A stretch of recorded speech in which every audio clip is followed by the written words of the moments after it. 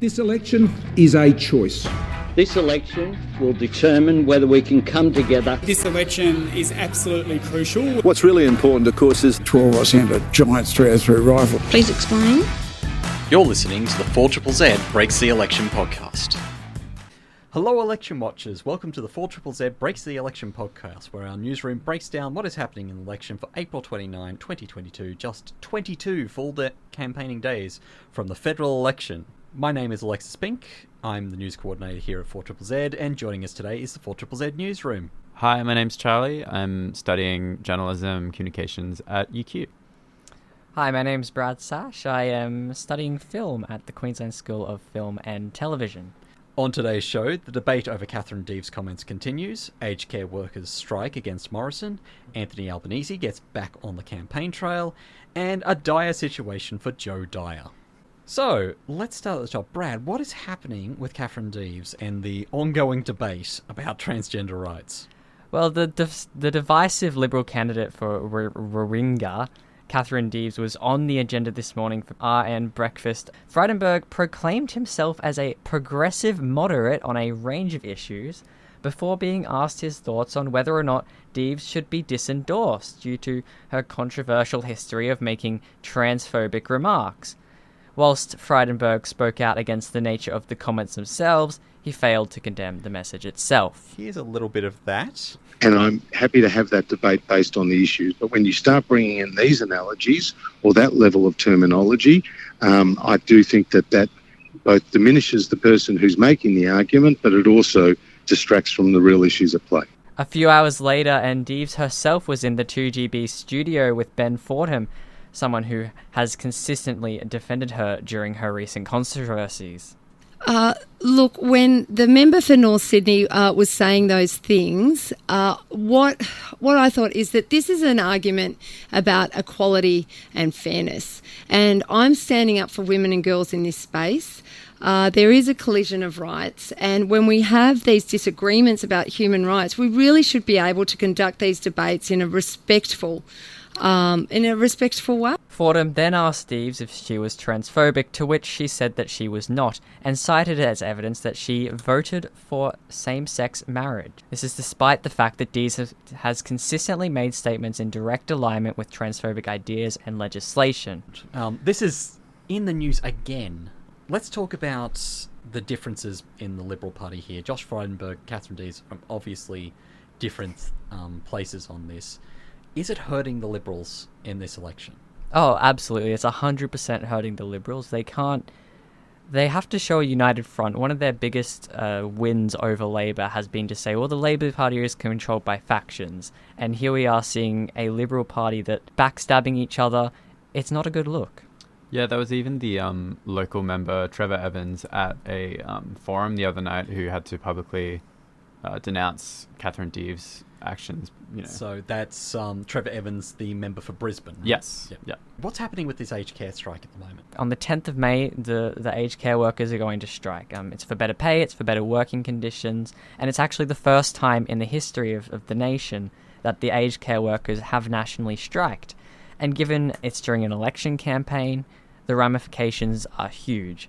The United Workers Union Aged Care Director Carolyn Smith said today that the workers are taking the unprecedented step of striking because their pay and conditions are failing workers and residents. It is a big industry. It's going to mean a lot of people are going to be out on strike. Is this yet another not a good sign for the Liberals during this election, considering that people in their retirement years are fairly strong voters for the coalition? Well, it's just the roll-on effect. We've seen it in almost every other line of work, every other area. We've just seen people who have traditionally been so staunchly Liberal start to go and vote independent, or even in some cases vote Labor. This is a trend that we've been seeing people shaping up to do since even 2019. Yeah, I do think there'll be a huge push towards more independent politicians this election, just because of people losing their faith in their LNP for various reasons. All right, so one of the reasons they might be losing faith is because of the Royal Commission into Disability Care in Australia not really delivering much in the way of tangible results for the aged care system. Do you think there's some space for Labor to make a stand on this issue? Well, I think Labor is beginning to make a stand on this issue. We saw in Albanese's budget reply, he focused very intensely on aged care, on nurses 24/7. It's very clear that Labor is jumping on this aged care. They are exploiting it every place that they can to try and bring people across away from the Liberal Party. All right, so let's go on to another story. Let's talk about Anthony Albanese's return to the campaign trail. Charlie, take us away. Yep, so Anthony Albanese has left isolation after testing positive for COVID-19 last week. Albanese's return to the fray has sparked this conversation about where and if the next debate will be taking place. Currently, Albanese is asked if the Prime Minister and him could meet like adults, with a direct push for the debate to be held on either the ABC or the National Press Club. Currently, the PM is pushing for the debate to be held on Channel 9 instead of the national broadcaster on the 8th of May.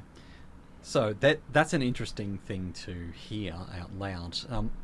The Coalition and the ABC have a very fractured relationship. Is this particular move about that fractured relationship, or is it just Scott Morrison trying to stay on his own terms? I think it's a bit of both. To be honest, I think Scott Morrison, because of the Liberal Party's huge emphasis on small business and sort of those kind of facets, probably would rather do something through Sky News or through Channel 9 rather than give it to the ABC at this stage of the election. All right, let's move on to our last story for the day. It's getting a little bit bad for Jo Dyer, so what's happening? Charlie? So, Jo Dyer is seeking urgent legal advice regarding the status of her citizenship, which she realised yesterday may make her a dual Australian-British citizen. The Australian film producer is running as a high-profile independent in the electorate of Boothby. However, if the United Kingdom has not processed her request to renounce, made in December of 2021, then her hopes of re-election will be down the drain. Under Australian law, you cannot run for public office if you hold a citizenship for a foreign nation. When asked about the impact this had on her supporters, Dyer said the following: "It would be unfair for her volunteers to have wasted their time and money on printing how-to-vote cards if no one at the labyrinthine British Home Office could confirm her application had gone through." Dyer said she had come to realise the uncomfortable situation when reviewing the details of Katie Gallagher's case from 2018, where she was removed from the office for holding a dual citizenship. Gallagher was re-elected to the Senate in 2019 federal election. Okay, so this is really complicated. What law are we talking about? We're talking about Section 44 of the Australian Constitution. Yeah. Specifically Part I, which says, under any acknowledgement of allegiance, obedience, or adherence to foreign powers, or is subject to citizens entitled to the rights or privileges of a subject or citizen of a foreign power. That is something that can disqualify. Now, that's quite an open-ended, turn-of-the-century sort of thing to say. This constitution was obviously written in 1899, 1900. So the High Court has been interpreting these rules much strongly recently, starting with the Heather Hill case for One Nation, as well as cases in more recent times like Scott Ludlam and Larissa Waters, and even, Barnaby Joyce. The interpretation that is currently being used is that foreign citizens and dual citizens cannot sit in Parliament. An Australian-born person with Australian citizenship who has acquired foreign citizenship without their own knowledge is also disqualified, and that citizenship can be acquired from family members who have migrated to Australia. Around half of Australians who have a parent who was born overseas might be in this situation. That's got to be a lot of people. Yeah, absolutely. So, this has affected the AEC as well. They've put a lot more effort into tracking these pieces of information, where your grandparents were born, where your parents were born, whether you have these sort of overseas links. But apparently it's still not picking up everyone that should be there. Like, a Labour candidate before this selection period started also had to pull out for exactly the same reason. Is this rule just impossible to enforce realistically? Is not knowing that you may have a citizenship somewhere else in the world just too rigid a choice to make as far as trying to keep foreign influence out of government? I feel like at this point, those kind of like draconian laws just should absolutely be repealed, or at least like reformed, because I don't know exactly what the fear would be with Jo Dyer if she was a dual citizen to be a part of Parliament and then somehow sabotage our government with, not having loyalties 100% to Australia.